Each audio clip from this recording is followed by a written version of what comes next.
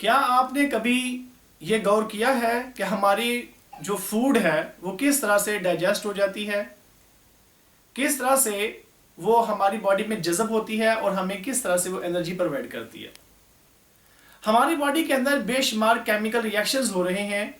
उन chemical reaction को कौन रन कर रहा है, हमें एनर्जी कहाँ से मिलती है, एनर्जेटिक कंपाउंड्स कैसे टूटते हैं, किस तरह से वो सिंपल केमिकल सब्सटेंसेस में चेंज होते हैं और सिंपल सब्सटेंसेस किस तरह से दोबारा से कॉम्प्लेक्स सब्सटेंसेस में कन्वर्ट होती हैं।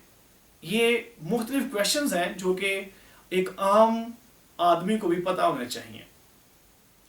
तो स्टूडेंट्स, ये तमाम केमिकल प्रोसेसेस मजीद केमिकल्स के ऊपर बेस करते हैं और उन केमिकल्स का एक नाम है, दैट आर एंजाइम्स। तो ये देखते हैं कि एंजाइम क्या होते हैं। डियर स्टूडेंट्स, एंजाइम का वर्ड एक ग्रीक वर्ड से ड्राइव है जिसका नाम है एंजाइमोस। एंजाइमोस का मतलब है टू लीवन या ब्रेड राइस। तो सबसे पहले जो एंजाइम डिस्कवर किया गया वो फर्मेंटेशन के प्रोसेस से किया गया, यानी कि आप कह सकते हैं कि वो फ्लोर में पाया गया एंजाइम और उसने क्या किया, फर्मेंटेशन के जरिए से फ्लोर को राइज अप कर दिया। यानी कि आप ये कह सकते हैं कि उसमें कार्बन डाइऑक्साइड को प्रोड्यूस किया जिसकी वजह से वो स्वेल कर गया। तो जब इसकी तहकीक की गई तो पता चला कि उसके अंदर एक एंजाइम है जिसका नाम है डायस्टेस। तो हम कह सकते हैं कि सबसे पहला जो एंजाइम डिस्कवर किया गया उसका नाम है डायस्टेस। तो डायस्टेस कोई भी ऐसा एंजाइम है, एक ग्रुप है एंजाइम का जो कार्बोहाइड्रेट को तोड़ता है और माल्टोज में कन्वर्ट करता है। उसको डायस्टेस का नाम दिया जा सकता है अब, यानी कि एमाइलेज भी उसी कैटेगरी में फॉल करता है। तो जिस साइंटिस्ट ने ये पहला एंजाइम डिस्कवर किया उसका नाम है इनसल्मे पाइन, लेकिन इसने एंजाइम की टर्म इस्तेमाल नहीं की थी। एंजाइम की टर्म सबसे पहले विनहेलम क्यूने ने इस्तेमाल की थी। तो डियर स्टूडेंट्स, एंजाइम की स्टडी को क्या कहते हैं हम, that is called as enzymology. The study of enzymes is called as enzymology. Enzyme होते क्या है? तो एंजाइम ऐसे केमिकल सब्सटेंसेस हैं जिनको हम सिंपल बायोलॉजिकल कैटलिस्ट कहते हैं, जो हमारी बॉडी में या जानदारों की बॉडी में केमिकल रिएक्शन को स्पीड अप कर देते हैं। इसका मतलब ये हुआ कि एंजाइम के बगैर भी रिएक्शन चल सकता है लेकिन बहुत स्लो। तो एंजाइम क्या करते हैं, उसी रिएक्शन को स्पीड अप कर देते हैं। एंजाइम को हम बायोलॉजिकल कैटलिस्ट कहते हैं। एंजाइम को हम कैटलिस्ट ऑफ लाइफ कह सकते हैं। एंजाइम को हम एजेंट्स ऑफ लाइफ कह सकते हैं, ऑर्गेनिक कैटलिस्ट कह सकते हैं, जो कि किसी केमिकल रिएक्शन को स्पीड अप करते हैं। एंजाइम्स को हम कहते हैं these are biologically active compounds. They are biological active substances because they show their effects directly on the living organisms। ये जानदारों के जो फिजियोलॉजिकल प्रोसेस हैं उनको डायरेक्टली कंट्रोल करते हैं, इस वजह से हम इनको एक्टिव सब्सटेंसेस का नाम देते हैं। एंजाइम के बगैर हमारी बॉडी में रिएक्शंस हो सकते हैं लेकिन बहुत स्लो होंगे, इतने स्लो होंगे कि हमारी लाइफ पॉसिबल नहीं रहेगी। इसका मतलब यह है कि लाइफ भी एंजाइम के ऊपर बेस कर रही है। तो ये एंजाइम की आप इंपॉर्टेंस में लिख सकते हैं। तो डियर स्टूडेंट्स, एंजाइम क्या हुए? एंजाइम ऐसी केमिकल सब्सटेंसेस हैं जो कि हमारी बॉडी में केमिकल प्रोसेसेस को स्पीड अप कर देते हैं। इसका मतलब यह है कि हमारी बॉडी के अंदर जो फूड की डाइजेशन है वो भी एंजाइम पे बेस करती है और एंजाइम कोई बहुत दूर नहीं पाए जाते हमारी बॉडी में। ये एंजाइम आप कहते हैं कि जैसे ही आप फूड को इंटेक करते हैं तो हमारे सलाइवा के अंदर एंजाइम प्रोड्यूस होना शुरू हो जाते हैं जिसका नाम है एमाइलेज। तो इसका मतलब ये हुआ कि जो सलाइवा है it is also source of enzymes. तो हमारे सलाइवा में कार्बोहाइड्रेट को डाइजेस्ट करने वाले एंजाइम है। तो जितनी आप खुराक को ज्यादा चबाते हैं उतने एंजाइम ज्यादा प्रोड्यूस होते हैं और उतनी ही आसानी से खुराक आपकी डाइजेस्ट हो जाती है। फिर जब आप खुराक को आप मजीद चबाते हैं तो वो छोटे पार्टिकल में चेंज हो जाती है। जैसे वो स्टमक में जाती है तो क्या होता है कि स्टमक के अंदर भी एंजाइम मौजूद है, केमिकल सब्सटेंसेस मौजूद हैं। वो छोटे सब्सटेंसेस को, छोटे फूड के पार्टिकल को ज़्यादा आसानी से डाइजेस्ट कर लेते हैं। इस वजह से खुराक को अच्छे तरीके से चबा के खाएं और खुराक बहुत जल्दी से हजम हो जाएगी। तो डियर स्टूडेंट्स, एंजाइम क्या हुए? फिर ऐसे केमिकल सब्सटेंसेस जो केमिकल प्रोसेस को स्पीड अप कर देते हैं। ऐसे केमिकल सब्सटेंसेस को हम एंजाइम का नाम देते हैं। तो एंजाइम बने किस चीज से हैं?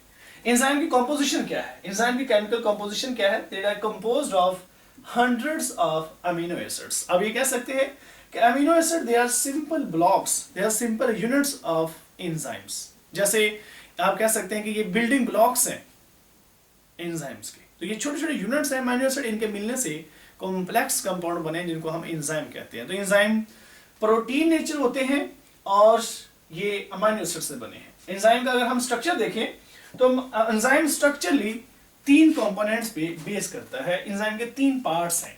The first one that is active site, second allosteric site and the third one that is main body. तो ये देखते हैं आपके सामने ये एक एंजाइम का स्ट्रक्चर बना हुआ है। ये एंजाइम की एक्टिव साइट है। ये जो आपको नजर आ रहे हैं, इसके पार्ट्स नजर आ रहे हैं, ये दोनों, ये एंजाइम की एक्टिव साइट है। तो पहला इसका जो पार्ट हम डिस्कस करने जा रहे हैं वो है जी एक्टिव साइट। एक्टिव साइट क्या है? एक्टिव साइट एंजाइम का वो रीजन है, वो पार्ट है जहां पे सबस्ट्रेट ने आके अटैच होना है।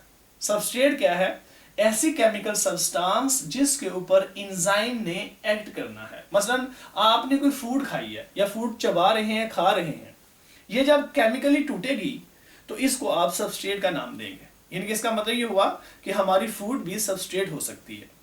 तो जिस सब्सटेंस पे एंजाइम ने एक्ट करना है उस सब्सटेंस को सबस्ट्रेट का नाम देते हैं। जैसे ये एक्टिव साइट है और ये इसके ऊपर एक फर्ज करेंगे सबस्ट्रेट बना हुआ है, तो सबस्ट्रेट जाके एक्टिव साइट के साथ अटैच हो जाता है। और याद रखिएगा एक्टिव साइट के अंदर चंद एक अमीनो एसिड्स होते हैं। The second part of enzyme that is allosteric site.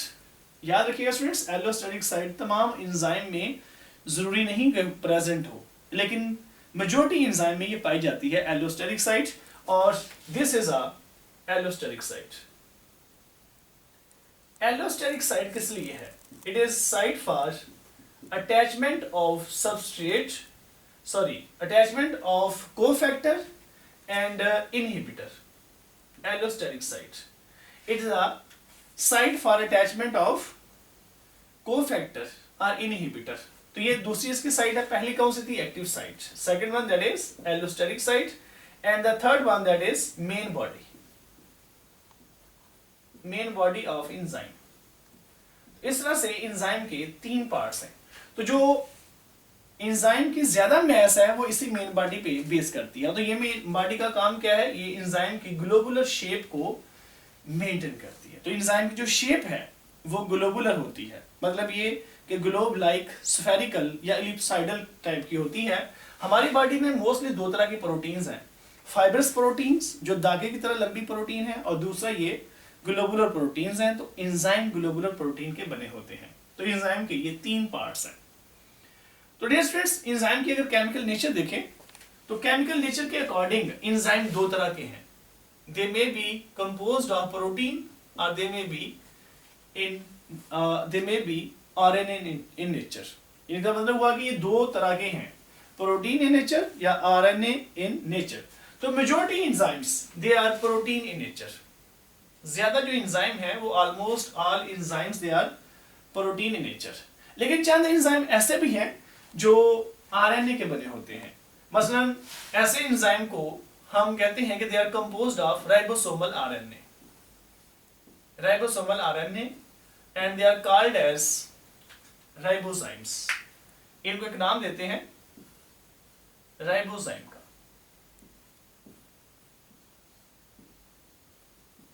Ribozymes and they are present in ribosomes. ये आपके सामने राइबोसोम के स्मॉलर और लार्जर यूनिट्स मैंने बनाए हैं।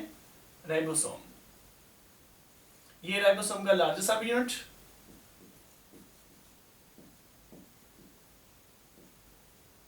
और ये स्मॉलर सब यूनिट है। तो ये लार्जर और स्मॉलर सब यूनिट में पाए जाते हैं राइबोजाइम्स, यानी कि राइबोसोमल आरएनए।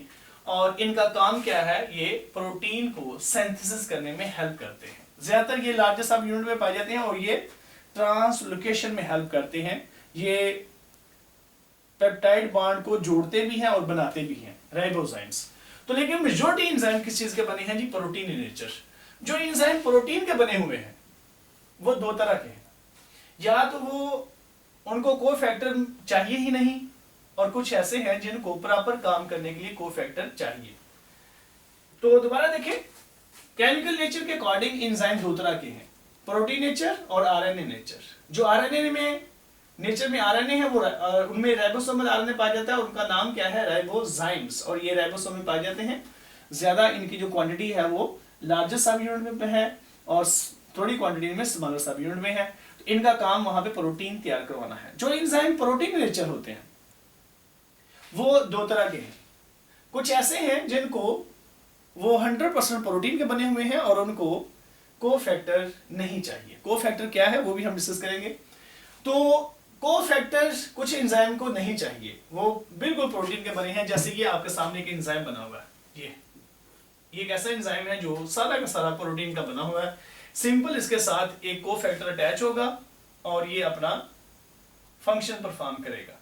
मतलब इस तरह से फर्ज करें यहाँ पे एक कोफैक्टर आके अटैच हो जाता है और ये एंजाइम उसको प्रोडक्ट में चेंज कर सकता है। ऐसे ये इसके साथ कोफैक्टर का अटैच कर दिया हमने, और यहाँ पे इसको कोई भी सबस्ट्रेट आके अटैच कर दिया हमने, इसको कोई कोफैक्टर नहीं चाहिए। ठीक हो गया जी, ये हमने इसके साथ सबस्ट्रेट अटैच किया है। तो ये एक ऐसा एंजाइम है जिसको कोफैक्टर की जरूरत नहीं है। इसकी एग्जांपल लिख सकते हैं आप, जैसे पेप्सिन है, पेप्सिन, जैसे एमाइलेज है, अल्फा एमाइलेज, ये इनको कोफैक्टर नहीं चाहिए। बाज लोग ये समझते हैं कि जो पेप्सिनोजन है वो इनएक्टिव फॉर्म में रिलीज होती है और वो कोफैक्टर के जरिए से एक्टिव फॉर्म में चेंज हो जाती है, जो कि गलत कॉन्सेप्ट है। जो पेप्सिनोजन है वो इनएक्टिव फॉर्म में पैदा होती है, नो डाउट, लेकिन वो कोफैक्टर की वजह से एक्टिव फॉर्म में नहीं जाती, बल्कि वो मीडियम की वजह से जाती है। उसको हाइड्रोक्लोरिक एसिड चाहिए, उसको एसिडिक मीडियम चाहिए। जब उसकी पीएच उसके बराबर हो जाती है तो उसकी शेप में थोड़ी मॉडिफिकेशन होती है और वो एक्टिव फॉर्म में चली जाती है बगैर कोफैक्टर के। तो लिहाजा आप एग्जांपल दे सकते हैं पेप्सिन की। दूसरे एंजाइम वो हैं जिनको अपना प्रॉपर काम करने के लिए कोफैक्टर चाहिए। अगर इनके पास कोफैक्टर नहीं होगा तो ये रिएक्शन परफॉर्म नहीं करेंगे। ये कोफैक्टर डिपेंडेंट एंजाइम है। मसलन इसका मतलब ये हुआ कि अगर इनके पास सबस्ट्रेट आता भी है तो वो सबस्ट्रेट प्रोडक्ट में चेंज नहीं होगा, क्योंकि इनको अपना काम करने के लिए कोफैक्टर चाहिए। तो अगर किसी एंजाइम के पास कोफैक्टर चाहिए लेकिन मौजूद नहीं है तो ऐसे एंजाइम को कहते हैं एपो एंजाइम। ये प्रोटीन का बना हुआ है, ऐसे एंजाइम को क्या नाम देंगे, एपो एंजाइम। मसलन ये आपके सामने एक एंजाइम बना हुआ है, ये एंजाइम है। अब इसके साथ अगर यहाँ पे कोफैक्टर नहीं मौजूद, ये कोफैक्टर की साइड है जिसको एलोस्टेरिक साइड आप कह सकते हैं, ये एलोस्टेरिक साइड है, यहाँ पे कोफैक्टर लगना था, अब कोफैक्टर नहीं है तो ये एंजाइम इनएक्टिव फॉर्म एग्जिस्ट कर रहा है। ऐसे एंजाइम को हम क्या नाम देंगे, एपो एंजाइम। ऐसा एंजाइम जिसका कोफैक्टर रिमूव कर दिया हो या जिसके पास कोफैक्टर मौजूद ना हो, ऐसे एंजाइम को एक नाम देते हैं, कौन सा, एपो एंजाइम। एपो का मतलब है इनकम्प्लीट, इनकम्प्लीट एंजाइम। अगर इनकम्प्लीट एंजाइम के साथ सबस्ट्रेट आके जुड़ भी जाए तो वो कभी भी प्रोडक्ट में चेंज नहीं होगा। यहां पे अगर सबस्ट्रेट लग भी जाए तो ये प्रोडक्ट में चेंज नहीं होगा, क्योंकि इसके पास कोफैक्टर नहीं है। कोफैक्टर की बहुत ज्यादा एप्लीकेशन है एंजाइम की एक्टिविटी के अंदर, वो भी हम डिस्कस करेंगे नेक्स्ट। तो ऐसे एंजाइम के अंदर सिर्फ और सिर्फ अमीनो एसिड की चेन्स पाई जाती हैं। अमीनो एसिड जब दो जुड़ते हैं तो उनको हम कहते हैं डाइपेप्टाइड, तीन जुड़ते हैं तो ट्राइपेप्टाइड कहते हैं। जब मैनी अमीनो एसिड जुड़े तो उनको हम पॉलीपेप्टाइड का नाम देते हैं। तो इस एंजाइम के अंदर सिर्फ और सिर्फ पॉलीपेप्टाइड की चेन्स होंगी, इसमें पॉलीपेप्टाइड चेन्स पाई जाएंगी और इसमें आप कह सकते हैं कि कोफैक्टर मौजूद नहीं है। तो ऐसा एंजाइम जिसमें पॉलीपेप्टाइड चेन्स हो, वन हो या मोर हो, तो ऐसे एंजाइम को हम एपो एंजाइम का नाम देते हैं। लेकिन इसी एपो एंजाइम को हम होलो एंजाइम में कन्वर्ट कर सकते हैं। होलो एंजाइम क्या होता है, होलो मीन कंप्लीट। ऐसा एंजाइम जिसमें कोफैक्टर लगा हो और वो एक्टिव फॉर्म में पाया जाए, उसको हम क्या कहते हैं, होलो एंजाइम। मसलन अगर इसी एंजाइम के ऊपर ये कोफैक्टर लगा देते हैं, ये फर्ज करें ये रेड में कोफैक्टर लगा हुआ है, कोफैक्टर, अगर इसमें कोफैक्टर लगा देते हैं तो यही एंजाइम किस में चेंज हो जाएगा, होलो एंजाइम में। अब यहाँ पे अगर आप अटैच करते हैं कोई सबस्ट्रेट, तो ये सबस्ट्रेट डेफिनेटली प्रोडक्ट में चेंज होगा क्योंकि इसके पास ये प्रॉपर कोफैक्टर मौजूद है। तो कोफैक्टर की मौजूदगी में ये एंजाइम एक्टिव फॉर्म में आ जाएगा और रिएक्शन को ये प्रोसीड करेगा। ऐसे एंजाइम को हम होलो एंजाइम का नाम देंगे। मैं इसकी एग्जांपल दे सकता हूं, जैसे डीएनए पॉलीमरेज है। डीएनए पॉलीमरेज को प्रॉपर काम करने के लिए मैग्नीशियम आयन चाहिए। अगर डीएनए पॉलीमरेज के पास मैग्नीशियम आयन मौजूद नहीं है, magnesium ion as a cofactor है, अगर मैग्नीशियम आयन उसके पास मौजूद नहीं है तो उसको आप एपो एंजाइम का नाम देंगे। मसलन यहां पे आप लिख भी सकते हैं DNA polymerase without magnesium ion. इसी तरह से होलो एंजाइम की अब सेम एग्जांपल देंगे, डीएनए पॉलीमरेज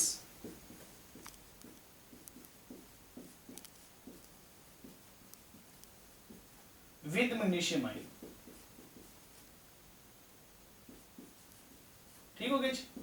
तो अगर मैग्नीशियम आयन अटैच हो जाएगा तो वही एंजाइम होलो एंजाइम में चेंज हो जाता है। तो इस तरह से एंजाइम अपनी एक्टिविटी परफॉर्म करते हैं। कोफैक्टर क्या है, इसकी इंपॉर्टेंस क्या है, इसको इंशाल्लाह हम नेक्स्ट लेक्चर में डिटेल से डिस्कस करेंगे। कोफैक्टर की डिफरेंट टाइप्स से डिस्कस करेंगे, एंजाइम का अकरेंस भी डिस्कस करेंगे। अपना बहुत ख्याल रखिएगा। अल्लाह हाफिज।